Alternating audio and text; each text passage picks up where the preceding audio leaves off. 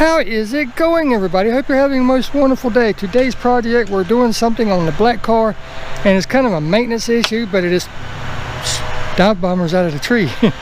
It is something that every car runs into over time, and there's just no way around it. What is it? How do you fix it, or even come close to making it work? Hold on, I'll show you.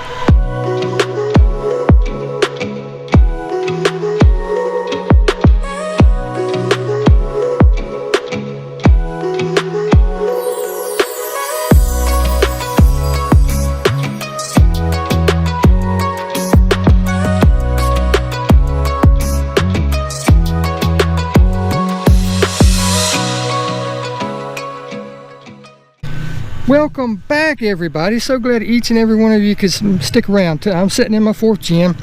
This is the car we're going to be working on, like I said. Now, this might not be pertinent to your car as far as thinking, well, he's working on a 4th gen, but I digress. Just hold on one second. It is pertinent. And the reason I say it is pertinent is because this will happen to any car over time, especially if you put the wrong coolant in it, and that's what we're working on, the cooling system. Let me walk you through what happened. Now, about a week and a half ago, I was going down the road, nice misty morning, cool, so I had my heat on, my defrost and everything. Well, when I got to work, it was, you know, like I said, it was cool, and I normally get to work about 30 minutes early, so I sit out in the car 15-20 minutes, listen to the radio, and I'm sitting there and I'm like, car should be warmer than that. I looked at my temp gauge. The temp gauge was right exactly where it's supposed to be, and I stuck my hand up over the vent, and there was no air coming out of the vent that was warm. Matter of fact, there was barely any air coming out of the vent at all. So that told me something right there, and it made me think back. I did a video here a while back on how to purge air out of this coolant system, and I added a little bit of antifreeze, showed you how to do that. But the reason I did such was because there was I had something done to the car. My wife took it and dropped it off for me while I was at work. You know, we was working a lot of hours at that time. I didn't have time to do it, and she dropped it off, and lo and behold, come to find out they had put water in my system. And there's thinking, and my part of my fault was I used somebody that was, you know, a little on the cheap side. I'm not gonna lie, I was trying to pinch a penny, and they put coolant in it, and they said, well, you got enough coolant in your car already, this will just mix in with it. Well, no, it doesn't quite work that way, especially if you don't have dilute with water antifreeze. It's some cool rationing. I understand the rationing and everything, but immediately I checked my system, and sure enough, I had rust in it. But that is not the only thing that will cause rust. The antifreeze over time in these cars will cause rust. I mean, you got moisture with metal. What do you think is going to happen? Yes, the modern antifreezes has stuff to try to prevent rust and everything, but it's going to happen. You're going to get rust. You're going to get calcium. It does not matter over time. And this being in 1993 with the original heater core in it, the original radiator, hoses, all that stuff. I know I should have replaced my hoses by now, but I check them all the time. They're not mushy. They're not soft or anything. So, but with that said, back to the story. Over time, calcium, all that stuff will build up in anywhere where water moves through your car, even on the walls of the block and inside the hoses themselves. And my heater core, like yours, is going to be behind this dash. I mean, it is a pain. I have to take this whole dash out to get to mine, right? Either that or I have to take the glove box off and pull out the heat and air box and all that stuff. So I really don't want to do that. So here's what we're going to do. There's several things that you could put in your coolant system to flush out the system, okay? Like if you have a lot of calcium, believe it or not, you could put CLR in your car. You go to Walmart or Family Dollar, anywhere that sells CLR, pick up a large container of it, take it home, drain your antifreeze, put it in, put water in it. I know, counterintuitive, water. Put water in it, drive it around the block a couple times, you know, 10-15 miles, get it good and hot, bring it back home, let it cool off, drain everything out of it, and that will get rid of a lot of the calcium. It will help. But again, like I said, with me getting very little air out of my heat, I know that my heater core is partially stopped up, if not mostly stopped up. So I'm going to flush my system, okay? Not my system per se, but the car system. And I've dealt with this company before, not directly, but their products called Evaporust. They make some really good products. And what I've come up with, and this is I think I paid $20 for mine. They had it on sale, but a jug this size is good for 3 gallons, and it's called Thermocure, right? Thermocure. And I will walk you through step by step, so don't worry about it, but it's very simple.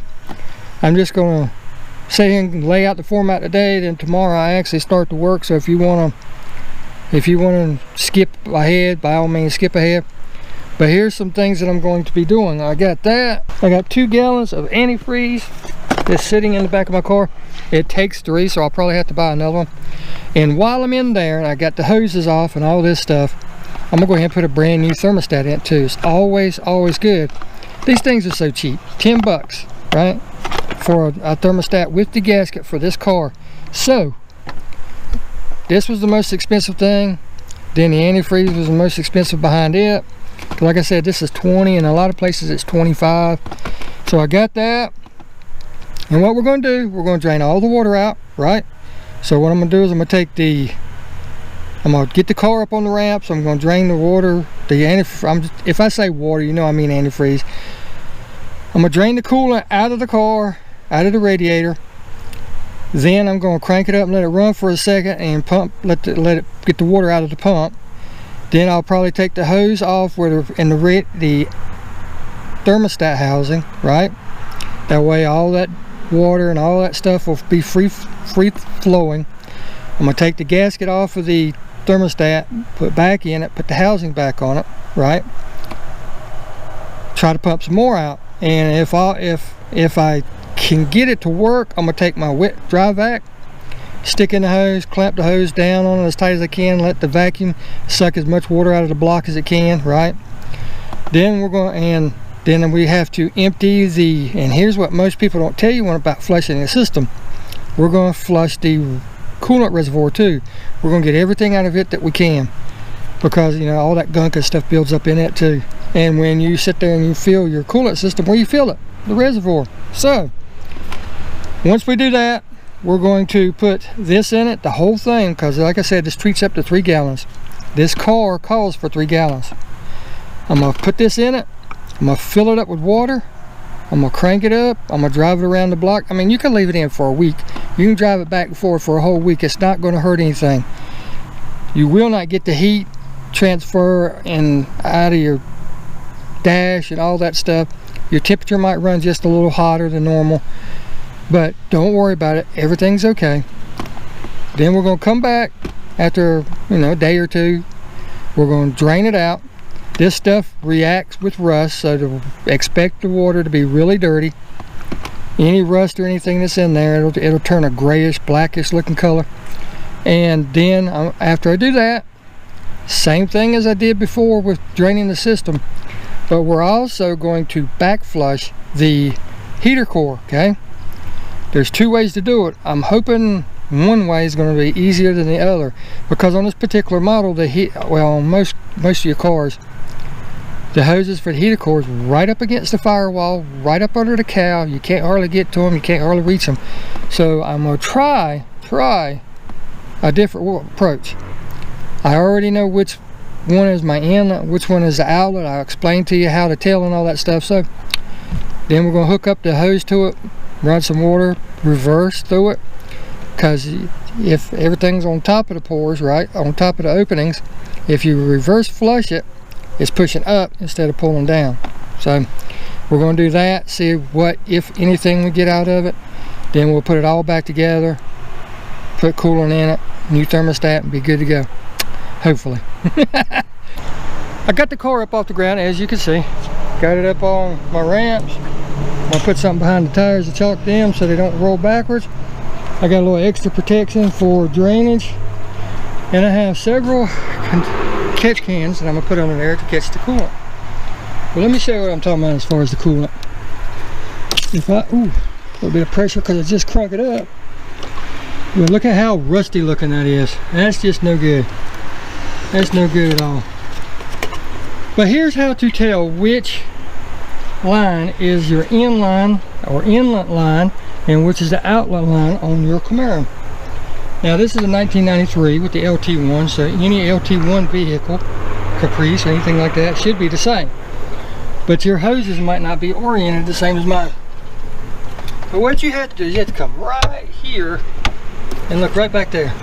You see two hoses on the firewall. You see the two clamps with the two hoses right there. That's a pain in the butt to get to. So what I'm going to try is I'm going to try to follow these hoses up, and if I'm not mistaken, this is one of them. Take it off there and then take off the other end. I can't remember where it was exactly, but I'll do it in the video. And use back flush through there rather than trying to take that off up there, because if you damage anything up there, you're in for a world of hurt.